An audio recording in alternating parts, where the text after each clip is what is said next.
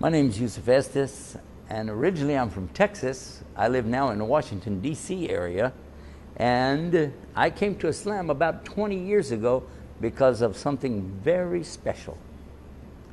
Before I came to Islam, I used to call people to Christianity. Everywhere I went, I would be carrying my Bible with me. I would have my salib or cross, and I even had a cap, a hat, that said Jesus, Isa. Jesus is Lord. Do you know, I didn't realize then how funny I must have looked. I didn't realize it. But in those days, I was very passionate about communicating the message that I felt people needed to know. A message about love, a message about peace, and a message about being a good person, so that when the last day comes, the Yawm al-Akhir, that we'd be prepared for that. The daily life that I had before coming to Islam was filled with two things: working hard to make business, make money, tijara, and working hard to tell people about Jesus and the message of peace. It surprised me to find out that in Islam I could work more and communicate more, that's for sure. Before I met the person that helped me to know more about Islam, I used to have a very bad picture about Islam and Muslims.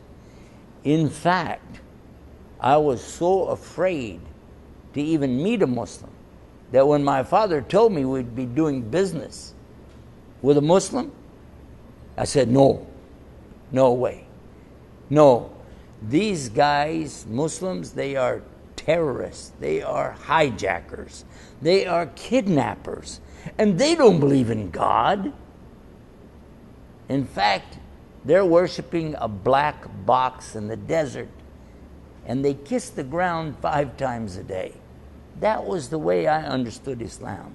A very bad opinion, and a bad idea of how they treated women and how they treated children. I thought that really it was almost like they want to put everybody in prison. This was the idea that I had. But then I had never really met a Muslim until we started doing business with a man from Egypt.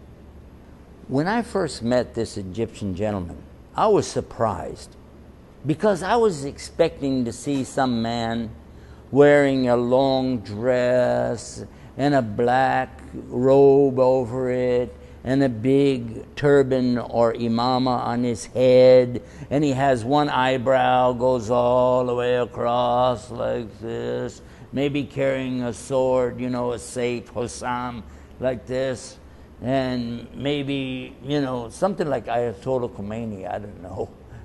But then, when I met this man, I was so surprised. He was wearing normal clothes, and he looked as normal as anybody. He didn't even have a big beard. In fact, he didn't have any hair because he was even bald-headed. He was nice, a really nice person.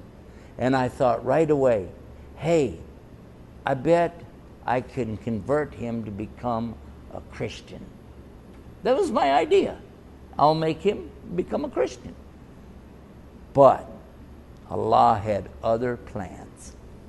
One of the things that really amazed me, you say in Arabic, ajib, ajiban, amazing, astonishing, was the way this man, although very quiet, gentle, kind, but what's amazing was the way that he, every day, he would do the salawatul khams. Every day, he would pray 5 times a day, on time. He would say, excuse me, I'll be right back. He would go and make wudu. Then, Allahu Akbar. Do his salah, some dhikr, dua, and come back to us and start working again. Every day, except one day a week. Yawm al-Jum'ah, he stops everything. He said, I will be back in 2 hours. He would get ready and drive to the masjid do his salah there, and come back. And it took almost a half hour